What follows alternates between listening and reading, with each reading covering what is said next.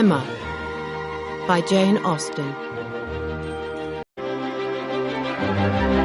Chapter 1. The Polite Society of Highbury. The village of Highbury was in the county of Surrey, and about 16 miles from London.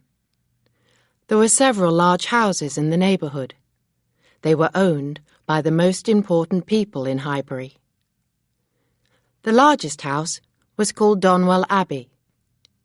It was about a mile from the village, and it was the home of Mr. George Knightley, who also owned much of the land in Highbury. Mr. Knightley worked hard for the people of the neighbourhood, and everybody liked and respected him. Mr. Knightley's dearest friends were Miss Emma Woodhouse and her father, old Mr. Henry Woodhouse. They lived in a large and comfortable house in Highbury, called Hartfield. Emma and her father were important people in Highbury. Mr. Woodhouse had been a widower for many years.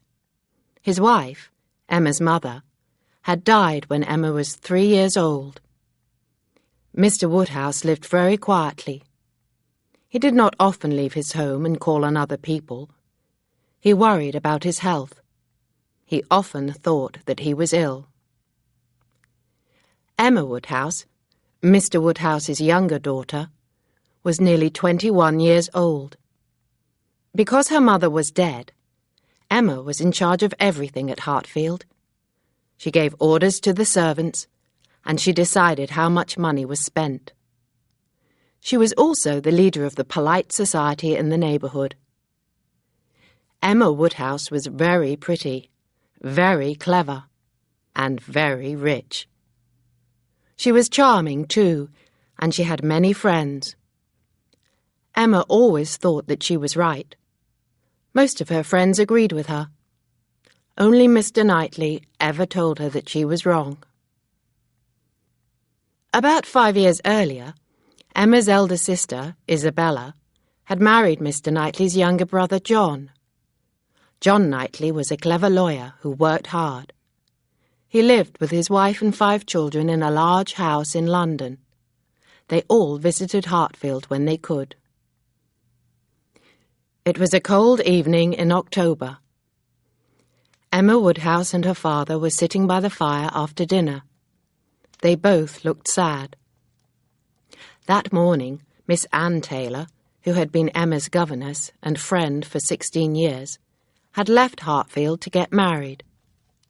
Miss Taylor had married Mr. Weston, a rich widower. Their home was Randalls, another large house, about half a mile from Hartfield.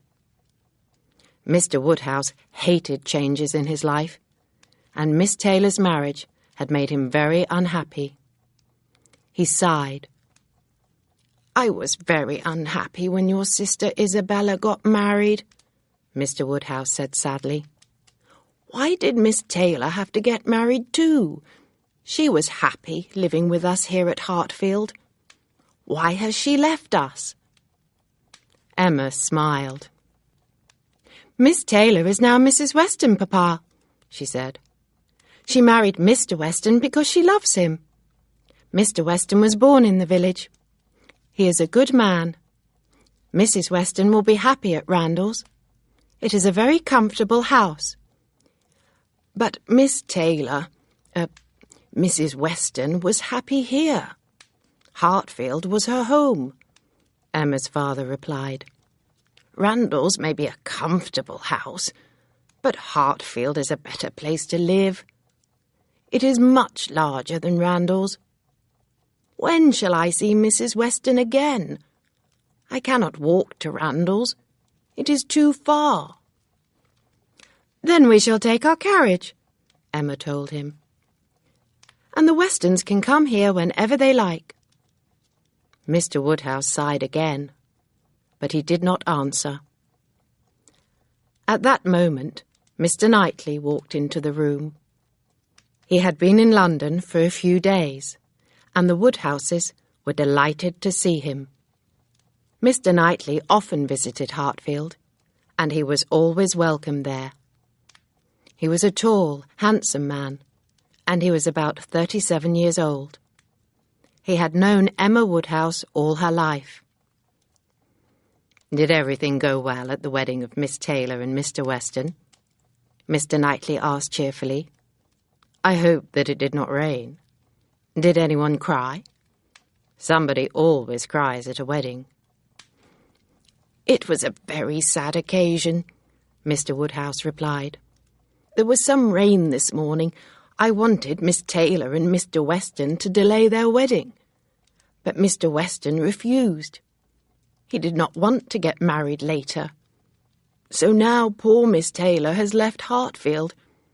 I feel very sorry for her." "I can feel sorry for you and Emma, but not for Miss Taylor," Mr. Knightley said.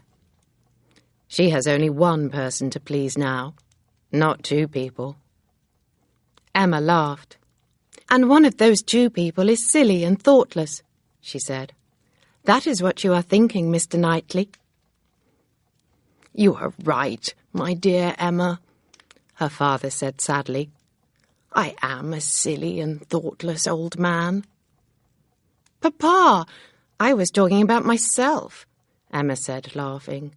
"Mr. Knightley is always finding fault with me, not finding fault with you." Emma looked at her friend and smiled. "I do feel sad, Mr. Knightley," she said, "but I am happy too. I made the match between Miss Taylor and Mr. Weston 4 years ago. I knew that they would marry one day. I planned everything." "Then please do not make any more matches, my dear Emma," Mr. Woodhouse told her. "Whatever you plan comes true. You are always right." "I cannot stop matchmaking, Papa," Emma said.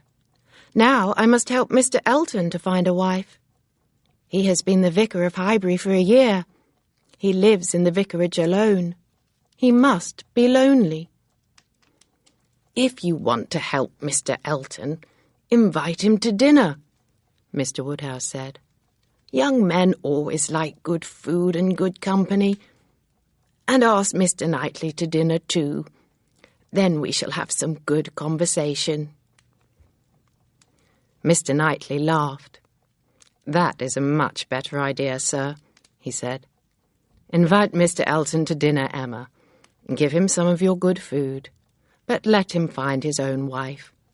Mr. Elton is 26. He is old enough to find a wife for himself."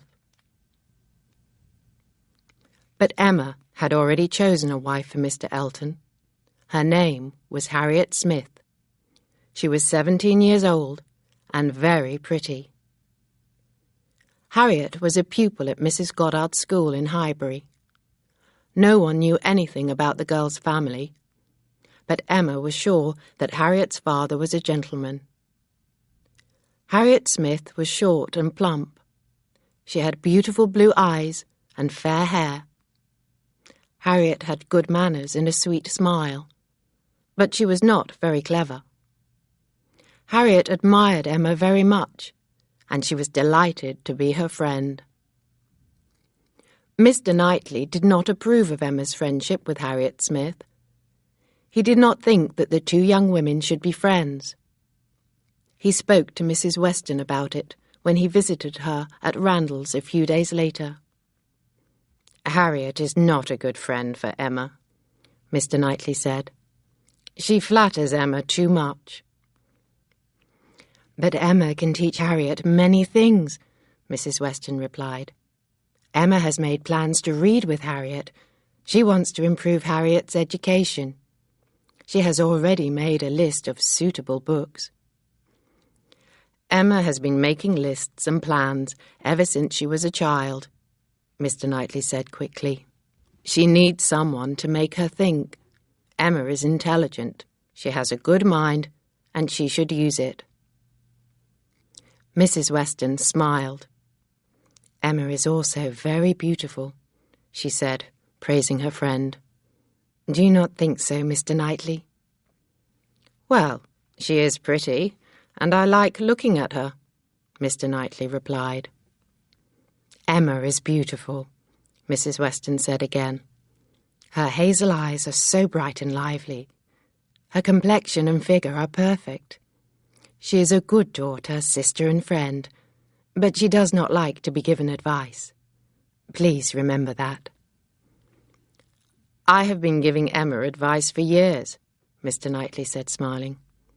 But perhaps you are right. I shall say nothing about her friendship with Harriet Smith. I shall keep my thoughts to myself.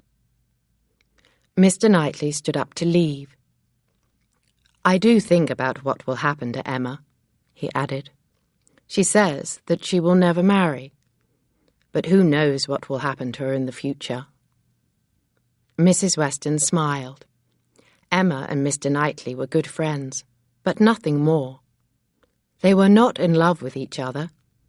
They were fond of each other. Mrs. Weston was pleased. The Westons had other plans for Emma. Many years before, Mr. Weston had been a soldier. He had been a captain in the army. When he was a young man, he had fallen in love with Miss Churchill. Her family lived in Enscombe, in the county of Yorkshire. The Churchill family was very rich. When Captain Weston married Miss Churchill, her brother and his wife were very angry.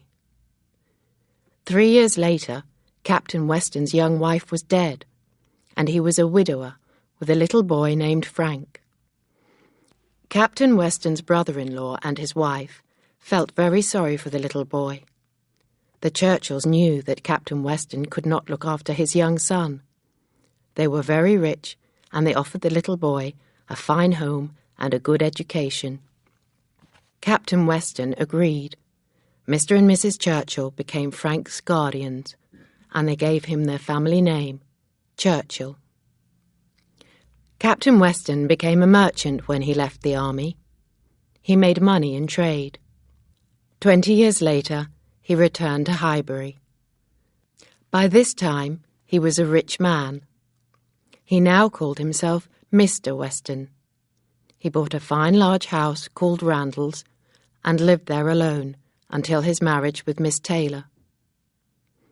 Mr. Weston sometimes went to London and saw his son, Frank Churchill. The young man had never been to Highbury, but he promised to visit his father and his stepmother as soon as he could. Mr. and Mrs. Weston thought that Frank would be a good match for Emma Woodhouse. They wanted the two young people to marry.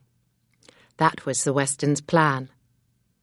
But they kept these thoughts to themselves.